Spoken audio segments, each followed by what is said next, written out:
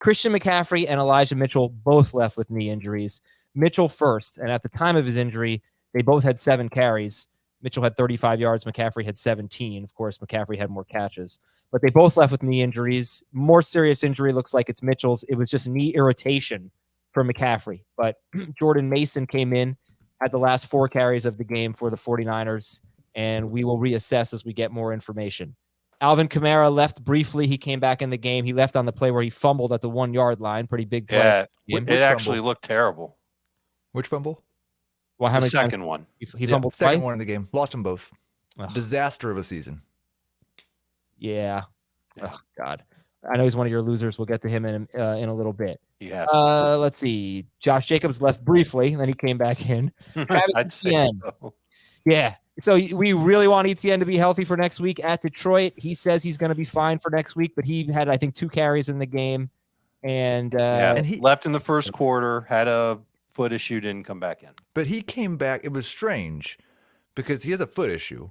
He came back to the sideline relatively early in the first half, I think, and was standing on the sideline with the rest of the players who were participating in the game. It's not like, so I don't know how serious it is. Well, they knew they were going to win that game. They had it the whole time. Right. They didn't need to bring.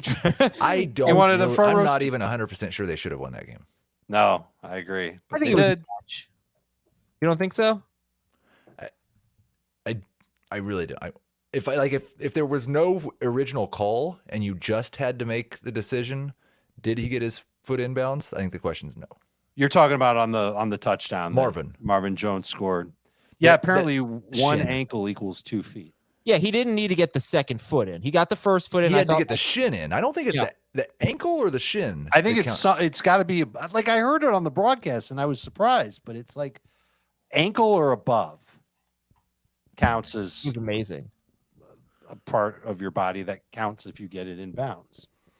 Because I originally saw it too, and I thought the same thing. I looked at it and I said, he only got 1 foot down. His knee landed out of bounds. This is going to get called back. Didn't get called back. James Lofton knew it right away. He immediately called it a touchdown on the broadcast. Yeah, well, but that wasn't their last shot. It's not like they definitely would have lost if that had been incomplete, right? That wasn't 4th down. Whatever. Right. They would have had another chance to do it. Going for 2 was, I mean, I guess that's what you do when you're 3-7. That's what you do if you're 5-5, apparently. Yeah, right. That too. Michael Carter left with an ankle injury. And Dave, what's your take on the Jets running backs? Because this one doesn't feel like he's going to be back next week. I can't say that with certainty, but should be bracing ourselves for a Carter absence.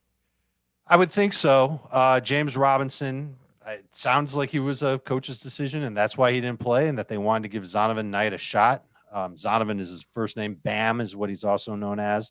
And he looked okay. Again, playing the Bears, so don't want to overreact too much. But I think you will see a multitude of Jets running backs next week if there is no Michael Carter. And you might see it even if there is Michael Carter. They did a nice job mixing guys in and just gashing Chicago, especially in the second half.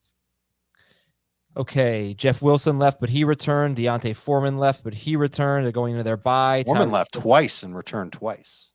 Oh, nice bye week for him. But a big role for Chuba Hubbard in this game. Tyreek Hill left with cramps. Cannot wait for the Dolphins-Niners game next week. I should get the music queued up now. Treylon Burks scored a touchdown, recovering Derrick Henry's fumble in the end zone. Allen Robinson is out for the season. Darnell Mooney left in the third quarter with an ankle injury. Deebo Samuel was a little hobbled, and he got back up. He came into the game banged up.